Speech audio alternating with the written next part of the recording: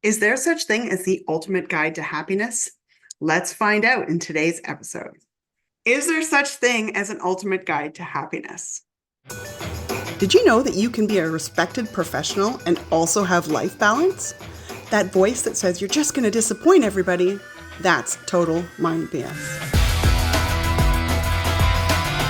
All of us are different. We have been born with different genes. We have been programmed differently by society. We have been raised differently, and our soul itself have been born on a different level of incarnation. But the law of the universe, the law of nature are equal to everyone.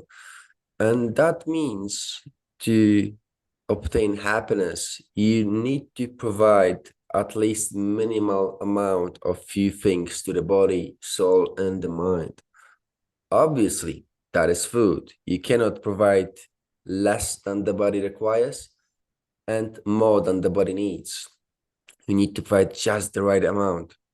And since we are spiritual beings, you also need to provide minimal amount of spiritual practice. No more, no less. And that can be meditation, that can be prayer, that can be walk in the park. But you need to provide at least a little bit. And then obviously we need to move as well, right? So you need to provide minimal amount of movement, no more, no less. That can be dance, that can be martial arts, that can be again walk in the park, that can be a jog. Yogis like to say that you should exercise to half of your possibilities. That means if there is a slight sweat on your forehead, you should stop. And that is how you will be happy, by using the golden balance. You don't want to go to extremes. You don't want to meditate at all the times, because meditation will use you. It's a tool that can build you or destroy you. And most likely, if you will be obsessed with it, it will grow the ego, while the soul takes a backseat on this journey, and the ego will be a driver.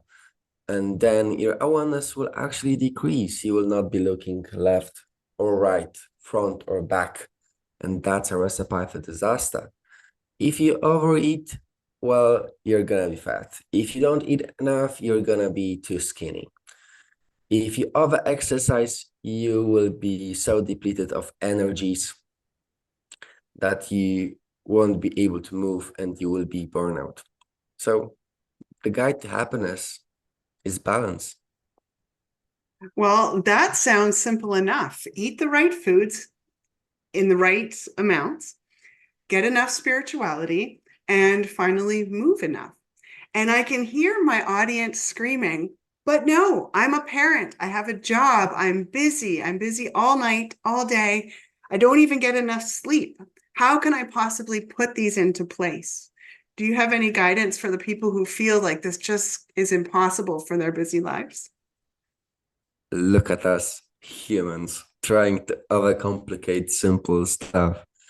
And this is our mind saying us, no, it cannot be that easy. But in fact, it is easy. It is the left part of our brain saying, no, the recipe for success, the recipe for happiness needs to be a set of elaborate steps, but it's not. All journey starts with the first step, and start very slowly. All changes that are fast, and you might say that this is a good change, but if the change is good but implemented too fast, it would be too much of a stress to the body. So start very slowly. If you don't have enough time, well, just 5 minutes a day could be of a huge change to the body if you use it correctly. So start with simple practices. You probably might have heard about grounding, and it will do a big difference. If you cannot go outside, check practice that is called rooting, which is basically similar to grounding, but you don't need to go outside. It's a basis of very old martial arts, and it's actually a basis of yoga, kung fu, qigong, tai chi chuan. It allows you to release pent-up energies, and since there are so many nerve endings in the food, it stimulates the well-being and massage the internal organs. And for those that are highly sensitive, it's also will make them grounded while interacting with others, and it can be done while interacting with others, while grounding can be only done while you're outside with your barefoot. So it can be used as a coping mechanism. So tell me about small steps that people can do in their busy lives. If they were to do one food change, one spirituality change, and one movement change, what would you suggest they start with? All of us are different. That means the things that might be working for me might not necessarily work for them. And everything is changing. Nothing is rigid. The only thing in this world that is rigid are the dead bodies. So if you look outside at the weather, it would determine how you wear your clothes. If it's gonna be hot, you can wear a t-shirt, but if it's raining, you're gonna get a jacket. It's similar with this aspect. It is recommended that you should switch exercise at least once a week, but there are some exercises that are recommended if you want to grow spirituality, and that is the bow exercise, that is the elbow level exercise, and that is the forward bend exercise. Those three exercises should be enough because all of them target different dimension of the body. Just a few minutes a day is enough. If you want to talk about the food, that's the same thing. Everything is changing. You won't be eating the same food that you eat during the winter that you eat during the spring. So check outside the weather. If it's winter, do not eat watermelons. The food needs to have similar nature to the current season of the world. Currently, it is either summer or late summer. So you don't want to exercise too much because that would deplete you of your fluids. You want to drink a lot of fluids, especially those that will replenish the waters in your body. So I'm talking about either hot water or what is called compote, which is boiling water mixed with fruits, which will replenish the fluids within your body according to traditional Chinese medicine. If you drink just water, like I'm about to drink just water, what's going to happen is it's just going to go through your body and there won't be that much benefits of it. But if it can be digested by the kidneys, there would be much more benefits to it. And just look outside. Currently, there are so many fruits.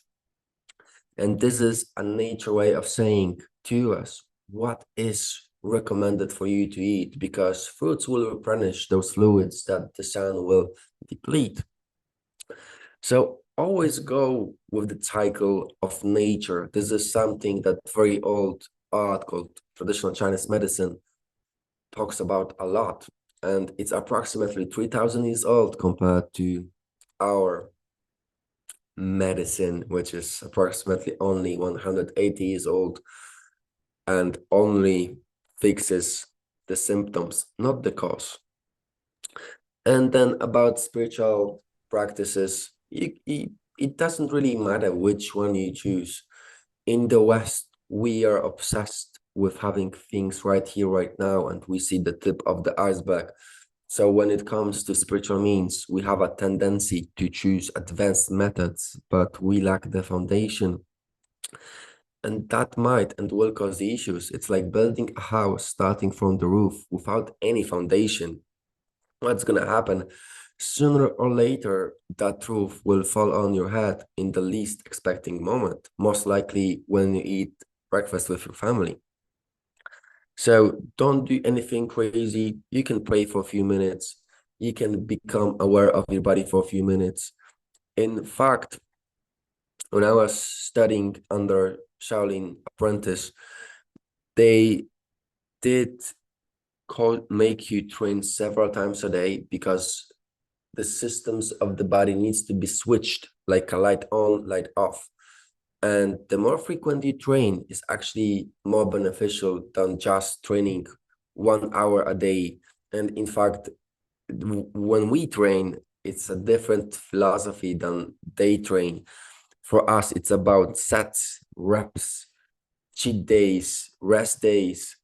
And for them, it's training every day, long hours every day, to the point that if you're thinking about what you're gonna do next, you're gonna be so tired the next day that you won't be able to train. So it forces you to be so aware of the current moment that there's no way out. So you can only focus on three things: the breath, you inhale and you exhale, the pattern of the movement. If it's a Kung Fu, Qigong, or Tai Chi Quan, you become one with the flow.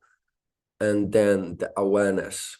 They say that being spiritually awake decreases the karma, and the karma can be in this concept understood as all of us have some mind patterns, habits, and being aware dissolve them because nothing lasts forever. But if we invest energy into them, they will become bigger and bigger and bigger. Kind of like you would have a piggy bank saving for a house. If you invest money in it, you save money, eventually you will have money to buy the house. But if you spend the money on mundane stuff, everything you can see, well, there will be no house for you to buy because you will have no money. There's so much wisdom in that. And I love your energy. It just feels so calming and grounding just being with you. Now, you have witnessed tremendous transformation in the people that you have worked with. Can you tell us about that? Do people come to you? What are they like when they come to you? And how do you guide them to a place where they're happier on the other side? I mostly work with highly sensitive people since I'm a highly sensitive person myself. And all of us highly sensitive people, due to some traumatic event in our childhood, that event caused us to be hyper vigilant of our surrounding. And it is a double-edged sword because on one side, we can manifest much sooner. We can attune to the energies of the universe very easily. But on the other hand, we can feel everything around us, and that is very overwhelming. When we interact with others, we are very easily swayed away. And that is one of the biggest challenges that we have, that we are so overwhelmed that we tend to daydream, and then we interact with others and we lack the courage to express ourselves. In fact, when that happens, we are easily overwhelmed by those emotions. We stop breathing, our belly sinks, and we just freeze. And we would do anything to end that interaction, even sponging the negative emotion, and that's exactly what happens. So the person feels better, we feel worse, we go home, and we play those mind movies in our head. What the hell just happened? I wanted to say something else. I wanted to be popular. I wanted to be nice, but it didn't happen. So we plan ahead what's gonna happen, and that never happens. When the interaction happens again, we just freeze, our belly sinks, and we stop breathing.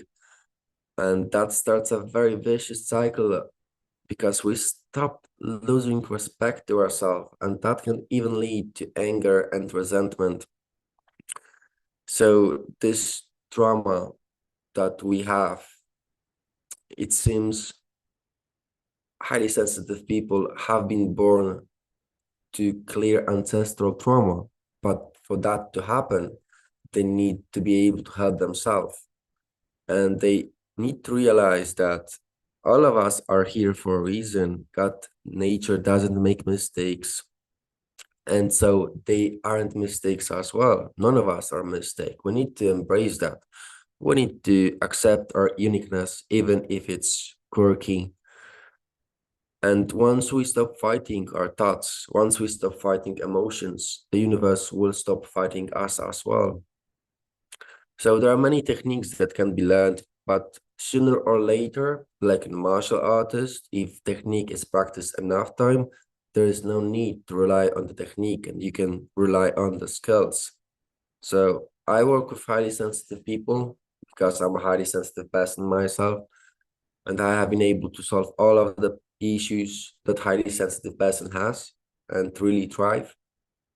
And I'm a business person, and I know why business people go outside to the world to prove their worth, because since all of us are different, it means we might be born with different set of emotions stored within us that might be called again ancestral trauma. And business people usually have issues with their self-esteem. From traditional Chinese medicine, self-esteem is energy that relates to the spleen, and spleen from traditional Chinese medicine is more of a system than an organ.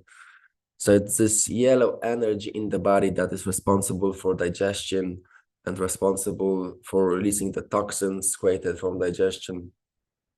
And many of us business people struggle with this because we feel we're not worthy. So to prove our worth, we'll go outside to the world and prove it. We'll have ideas, we'll execute them and move them through time. Maybe it will work, maybe it won't. But the thing is, if you would be able to be worthy in the first place, you would find it internally within you. Well, there is only a matter of time that it will manifest externally as well. And once you let go this idea that you're not worthy, you realize that what you have been looking for so long always has been in front of you, but you've been blind to the opportunities.